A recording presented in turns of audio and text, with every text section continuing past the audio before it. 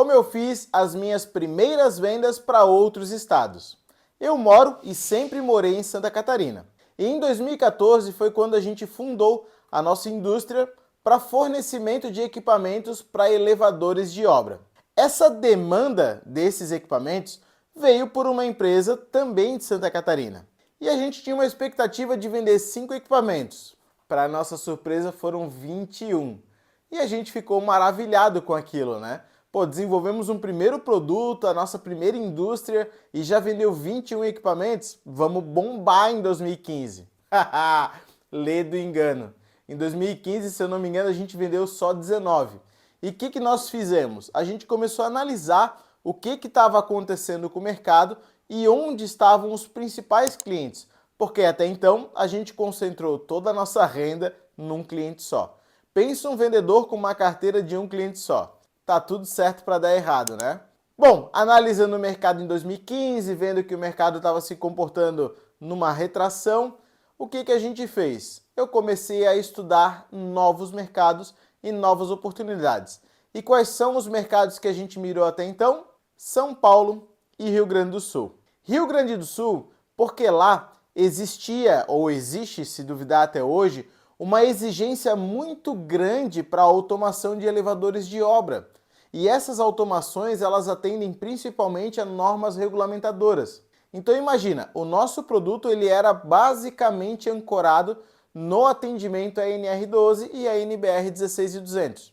E por ser ancorado nessas duas normas, nós somos no mercado que mais exige elas, né? E aí, o que foi feito? A primeira coisa foi participar de uma feira que acontece lá, lembra até hoje o nome, é a Construsul. E a segunda foi participar de um simpósio que foi feito lá pela Fiergs, principalmente pela Fiergs e, se eu não me engano, pelo Sinduscom de lá, falando sobre as questões de segurança para equipamentos, segurança para a parte civil, de construção. E participando desse evento, a gente pôde entender um pouquinho melhor como é que funcionava o mercado. E na sequência desse simpósio e dessa feira, começou o trabalho de vendas propriamente dito. Eu lembro até hoje, e olha só o que eu vou contar para vocês. As primeiras viagens, eu lembro que eu saía de Floripa às 5 da manhã.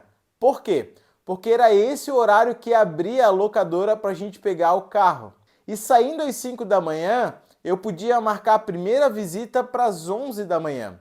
Então eu marcava uma para as 11, uma para 1h30, uma para as 3 e uma para as 4, 5 horas da tarde, para fazer pelo menos 4 visitas num dia.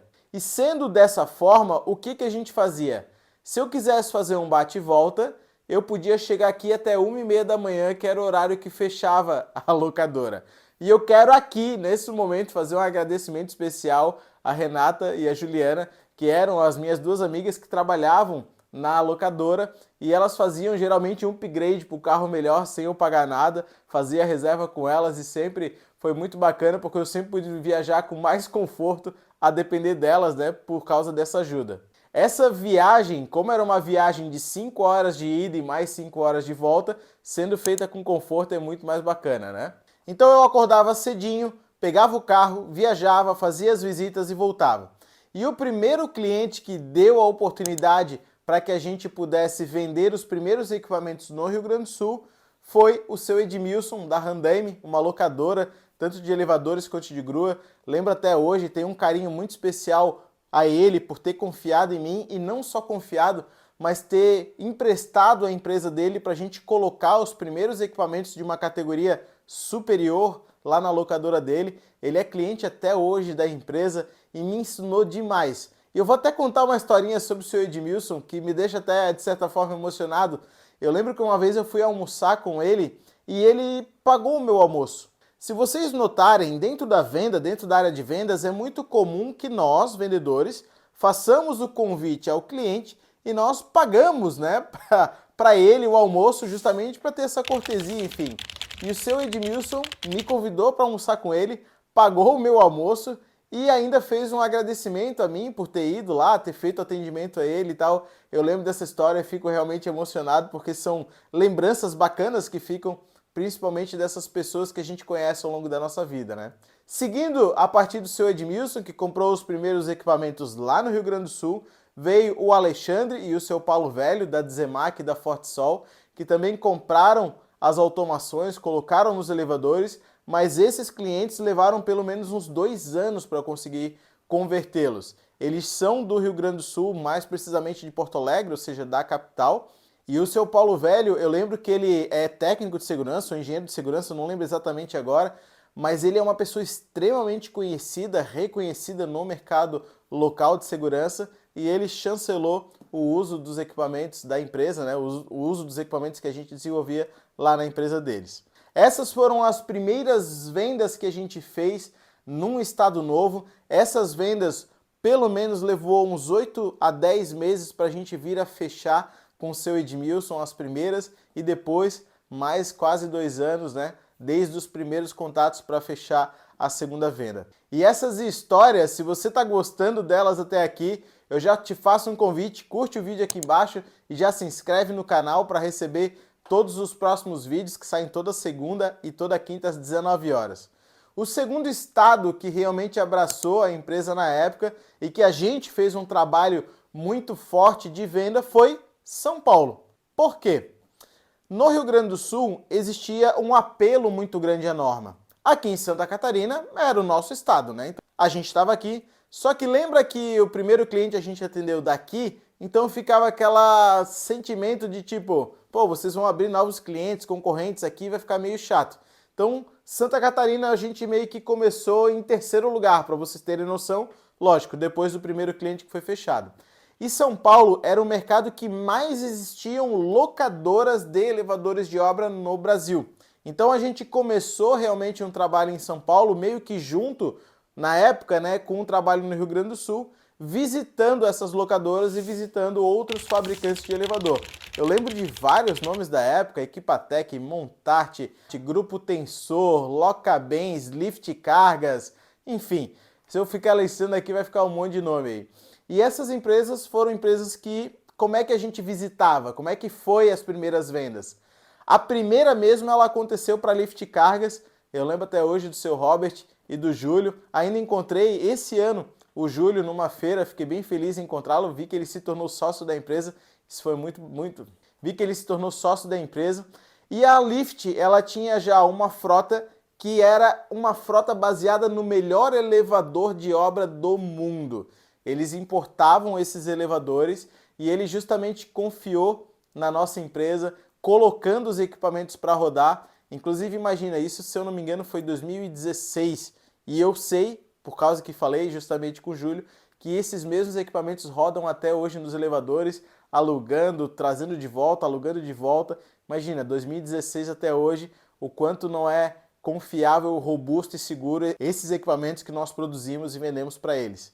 E isso dá muita satisfação para a gente que trabalha de vendas, que sabe que não está vendendo uma porcaria para o cliente, muito pelo contrário, está vendendo algo que vai trazer resultado, que vai trazer satisfação e principalmente que a gente vai se lembrar com carinho de tudo isso que aconteceu.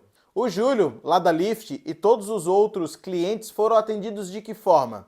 Eu saía de Floripa no ônibus das 22 horas, ou pela Catarinense ou pela 1001.